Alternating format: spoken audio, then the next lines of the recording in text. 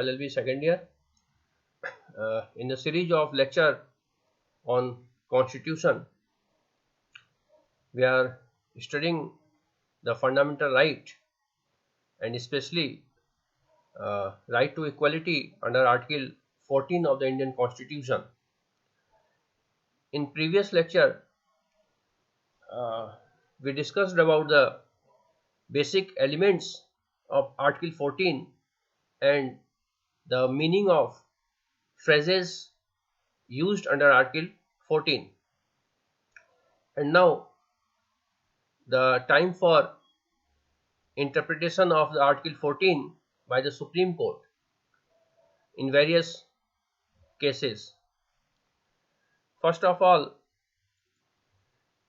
we will see the dimensions of Article 14.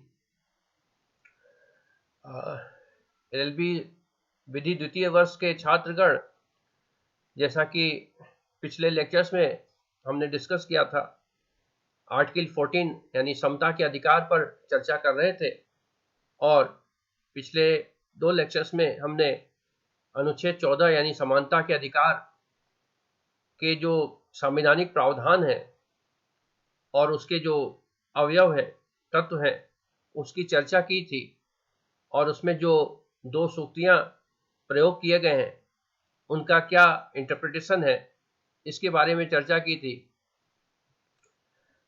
और article 14 regional classification को approve करता है, यानी युक्तियुक्त वर्गीकरण को अप्रूव करता है, इसकी बातें की थी। और ये जिस केस में इंटरप्रिटेट किया गया था, अनवर अली बनाम वेस्ट बंगाल का केस, इसको डिस्कस किया था। और अब आगे हम देखते हैं कि अनुच्छेद 14 के क्या डायमेंशंस निकल के आते हैं उच्चतम न्यायालय के विभिन्न निर्णयों में। तो इस क्रम में जो सबसे पहला केस है वह है EP Royappa versus state of Tamil Nadu, AIR 1974, supreme court 555। इस केस में उच्चतम न्यायालय ने आर्टिकल 14 को प्रोटेक्शन अगेंस्ट आर्बिट्रेरीनेस या मनमानेपन के विरुद्ध संरक्षण बताया था या घोषित किया था। और इसमें justice Bhagwati, justice Krishna Iyer, justice Bhagwati ने एक जजमेंट लिखा था और उस जजमेंट का कुल मिलाकर लबोलबाब अर्थ ये था कि अगर किसी भी तरह से गवर्नमेंट एक्शन में कोई मनमानी की जाती है तो अनुच्छेद 14 में उसका अनुरक्षण है और इस आधार पर आप अनुच्छेद 14 में प्रोटेक्शन पा सकते हैं। कुछ प्रिंसिपल्स लेट डाउन किए गए थे जिसकी चर्चा मैं पहले कर चुका हूं। इसके बाद मनेका गांधी के केस में भी इस बात की चर्चा की गई थी और ईपी रोयप्पा वाले केस का ही एक तरह से रीट्रीट किया था उच्चतम न्यायालय ने, और जिसमें यह कहा था कि आर्टिकल 14 केवल मनमानेपन के विरुद्ध संरक्षण नहीं है बल्कि यह रूल ऑफ लॉ भी प्रोवाइड कराता है। हालांकि हमारे कॉन्स्टिट्यूशन में विधि का शासन शब्द स्पष्ट रूप से कहीं इस्तेमाल नहीं किया गया है, लेकिन उच्चतम न्यायालय ने मेनका गांधी के केस में ही यह स्पष्ट किया कि आर्टिकल 14 रूल ऑफ लॉ को इनकॉर्पोरेट करता है और अगर कहीं भी नेचुरल जस्टिस का वायलेशन होता है तो इट मीन्स वो रूल ऑफ लॉ का वायलेशन है, और अगर रूल ऑफ लॉ का वायलेशन है तो आर्टिकल 14 का वायलेशन है। तो इस तरह से आप देख सकते हैं कि उच्चतम न्यायालय ने अनुच्छेद 14 के जो आयाम है उसको कितना विस्तृत कर दिया है कि अब केवल समानता असमानता होना ही पर्याप्त नहीं है, बल्कि अगर कहीं भी नेचुरल जस्टिस के नियमों की अनुपालना नहीं होती तो उस कंडीशन में भी अनुच्छेद 14 का वायलेशन माना जाएगा। इस स्लाइड में जैसा कि आप देख रहे हैं, it may therefore be notice that the doctrine of reasonable classification based on nexus text is no longer a paraphrase of Article 14, nor is it the objective and end of that article. The emphasis is now on the rule that Article 14 strikes at arbitrariness। तो इन सब का अर्थ ये है कि पूरी तरह से ये मनमानेपन के विरुद्ध संरक्षण को प्रोवाइड करता है और इसके आगे जाकर ये जो है एक जो नेचुरल जस्टिस का वायलेशन है उसको भी इनकॉर्पोरेट करता है। The basic content of Article 14 therefore is that it strikes at arbitrariness in state action and ensure fairness and equality of the treatment and substance which is said to be heartbeat of fair play। यानी government action में स्पष्ट रूप से जो एक स्वच्छता है, निष्पक्षता है, वो दिखनी चाहिए और पुराने जजमेंट के आधार पर ही इस बात को पुनः union of India versus international trading corporation के केस 2003 में इसको रिट्रीट किया गया। इसके बाद एक उसका नया जो डायमेंशंस और निकल के आता है कि बेसिस ऑफ क्लासिफिकेशन, जैसा कि ऊपर जो अनवर अली का केस था उसमें आपने देखा कि आर्टिकल 14 का जो इंटरप्रिटेशन सुप्रीम कोर्ट के द्वारा किया गया उसमें ये कहा गया कि it prohibits the classification but did not prohibit the classification या रीजनल क्लासिफिकेशन। और फिर रीजनल क्लासिफिकेशन के उसमें कुछ नॉर्म्स बताए गए थे कि किस नॉर्म्स को फॉलो करना पड़ेगा रीजनेबल क्लासिफिकेशन होने के लिए।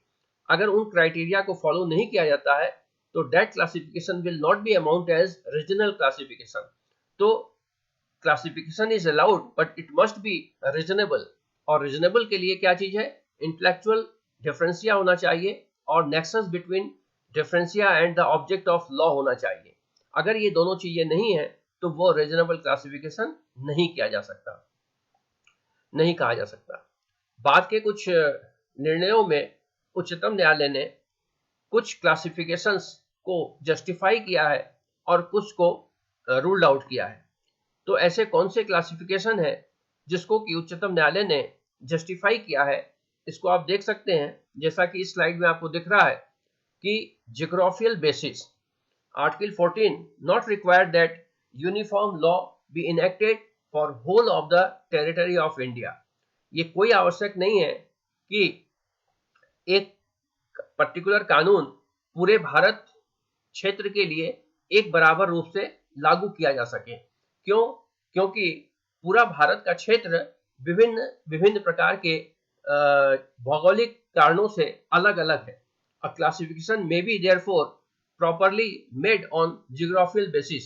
तो भौगोलिक आधार पर उस कानून को लागू करने के लिए क्षेत्र को क्लासिफाई किया जा सकता है कि एक कानून बनाया तो गया लेकिन उसमें उसको लागू करने के उद्देश्य से एक वर्गीकरण किया जा सकता है कि यह पहाड़ी क्षेत्रों में नहीं लागू होगा या कोई विशेष ट्राइबल क्षेत्र है वहां लागू नहीं होगा या कोई मैदानी एरिया है या कोई बहुत अत्यधिक बारिश वाला एरिया है, तो उस ढंग से क्लासिफिकेशंस में किया जा सकता है। ये Ramchandra versus state of Odisha EIR 1956 का केस है और इसमें क्या जजमेंट आया ये हम देख लेते हैं। देखिए, the state made 2 acts for nationalisation of road transport business. तो स्टेट ने जो रोड ट्रांसपोर्ट बिजनेस है उसको राष्ट्रीयकृत करने के लिए 2 कानून लाए। One of the act applied to the part of the state which was previously a part of British India and the other act applied to that part of the state which was previously a princely state. तो इसमें से एक कानून तो उन सड़कों के लिए था जो सड़क पूर्व में ब्रिटिश एम्पायर के अंतर्गत आते थे, जिसको हम नेशनल हाईवे कहते हैं, और एक कानून उन रोड्स के लिए था जो कि स्वतंत्रता से पहले प्रिंसली स्टेट्स के अंतर्गत आते थे। प्रिंसली स्टेट का मतलब, अगर आपने थोड़ी सी लीगल हिस्ट्री पढ़ी होगी तो आपको ध्यान होगा कि जब भारत स्वतंत्र हुआ तो उस समय 3 तरह के स्टेट्स यहाँ पर हुआ करते थे। कुछ directly govern by British India थे जिसमें कि बिहार, बंगाल, उड़ीसा इत्यादि, और लगभग 565 प्रिंसली स्टेट्स थे जो कि एक तरह से वहां पे राजा का शासन था, लेकिन वो राजा अंग्रेजों के अंडर माने जाते थे। तो इस तरह से दो तरह के कानून बनाए गए, ब्रिटिश एम्पायर के अंतर्गत आने वाले रोड्स के लिए अलग और प्रिंसली स्टेट्स के अंतर्गत रोड आने वाले के लिए अलग। As the condition in the two parts were materially different, the act were upheld as not violative of Article 14. तो चूंकि दोनों की कंडीशंस अलग अलग थी, इसलिए अलग अलग कानून लागू किए गए। तो यहाँ पर सुप्रीम कोर्ट ने जब इस कानून को चैलेंज किया गया तो ये इसे आर्टिकल 14 का वायलेशन नहीं बताया और कहा कि चूंकि जियोग्राफिकल कंडीशन या उसकी पॉलिटिकल कंडीशंस अलग अलग है, तो इस कारण से जियोग्राफिकल कंडीशन बेसिकली, क्योंकि एक तो नेशनल हाईवे और एक स्टेट हाईवे है, तो उसकी जियोग्राफिकल कंडीशन अलग होने के कारण आर्टिकल 14 का वायलेशन इसे नहीं माना और जस्टिफाइड ठहराया। तो इससे ये इन्फरेंस निकल के आता है कि अगर कोई कानून जियोग्राफिकल क्लासिफिकेशन के आधार पर लागू किया जाता है तो उसे अनुच्छेद 14 का वायलेशन नहीं माना जाएगा, लेकिन कंडीशन वही है कि रीजनेबल क्लासिफिकेशन होना चाहिए।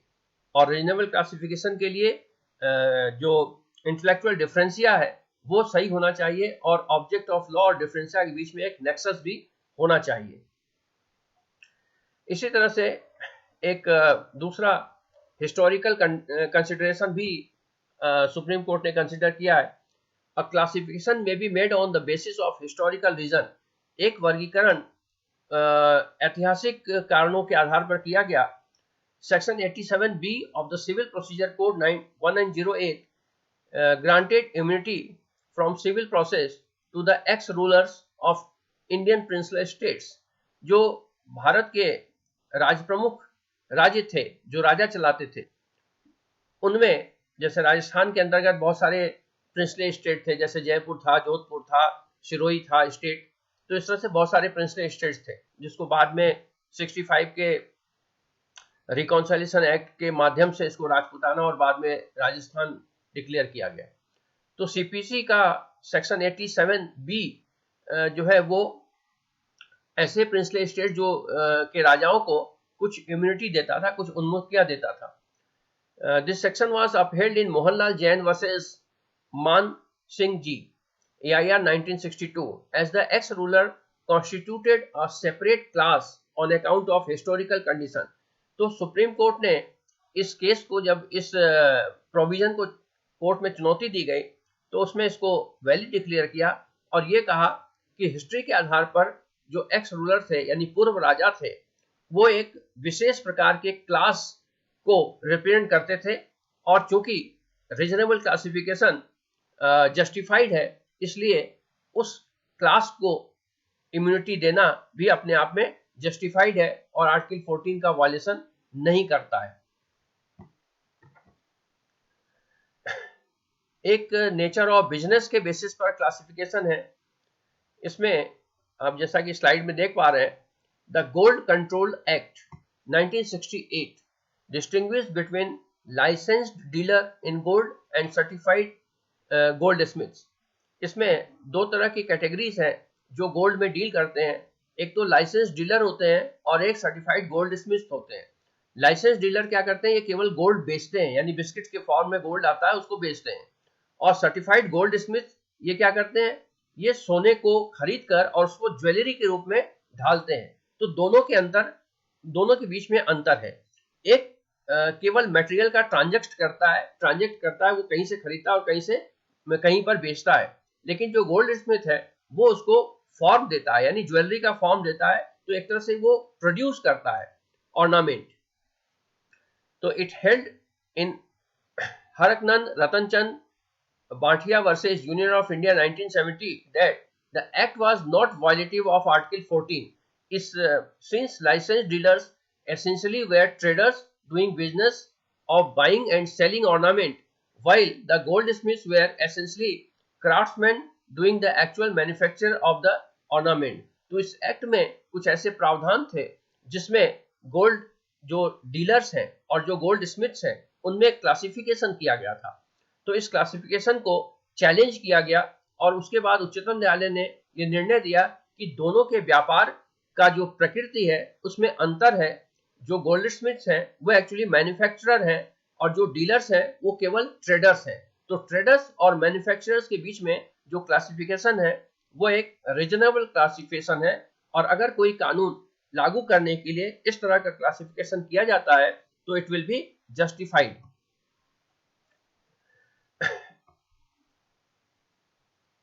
इसी तरह से एक क्लासिफिकेशन टाइम के बेसिस पर है।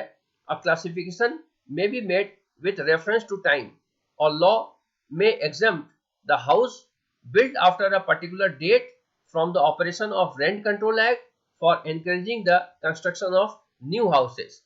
एक रेंट कंट्रोल एक्ट के अंतर्गत एक पर्टिकुलर टाइम से पहले बने हुए मकान और पर्टिकुलर टाइम से बाद बने हुए मकानों के बीच में एक क्लासिफिकेशन किया गया जो उच्चतम न्यायालय के द्वारा जस्टिफाइड ठहराया गया।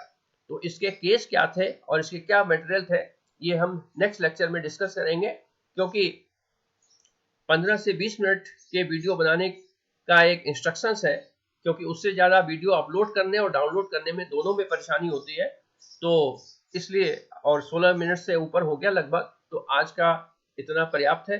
नेक्स्ट लेक्चर में हम इसके जो और भी क्लासिफिकेशंस हैं उसके साथ आएंगे, और जो केसेस सुप्रीम कोर्ट ने जिसमें ये डिस्कस किए हैं उन केसेस की चर्चा हम करेंगे। Okay, all the best, thank you.